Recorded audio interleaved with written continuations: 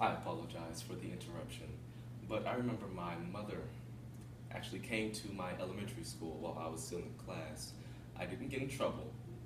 I didn't do anything in particular. So I'm so confused as to why I was being called to the front office to go home with my mother. Instead of going home, my mother and we went to Kaiser Permanente, where we went on the third floor to office 219. And I went to go speak to Miss Sandy, Dr. Sandy. I had no idea who this lady was.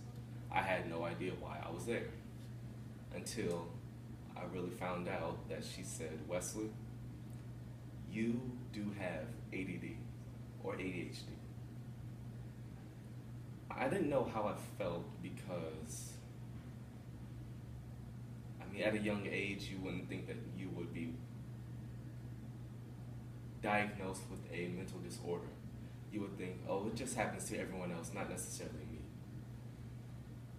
So my family, they didn't treat me any differently than who I actually was.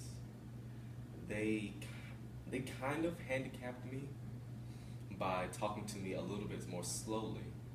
But inside, I felt perfectly normal. I understood, I comprehended what my parents were saying, what my teachers were saying to me.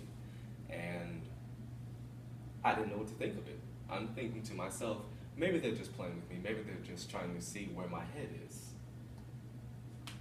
So throughout the years, all the way up to my high school year, my senior year, I refused to be known as a label.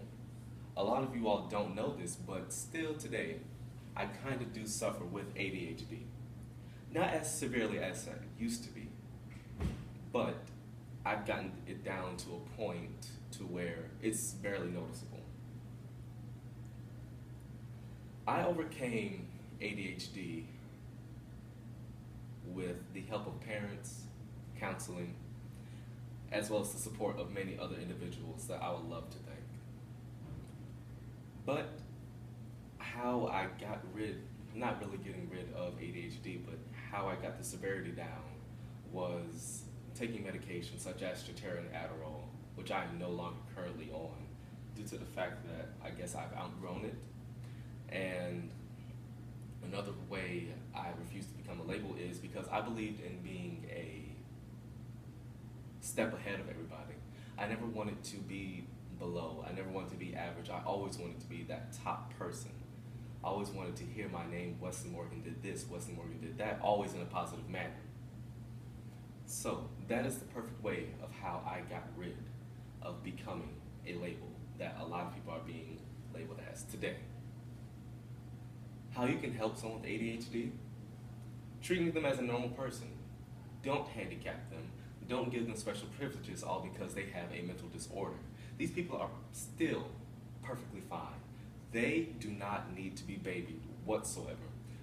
I understand this, it might sound harsh, but if you continue to baby that person, the worse the disorder gets.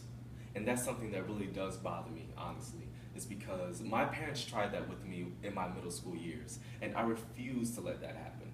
I told them, talk to me as if I'm still a normal person. Talk to me as if I am still Wesley who is not diagnosed with ADHD. And since that little conversation I've had with my parents, they treat me as if I am a normal individual, or normal teenager, or normal young adult. So that is the main point of how you can help someone with ADHD. ADHD, attention deficit hyperactive disorder. But what is it honestly? It's all just a label. Thank you, and you might have a good day.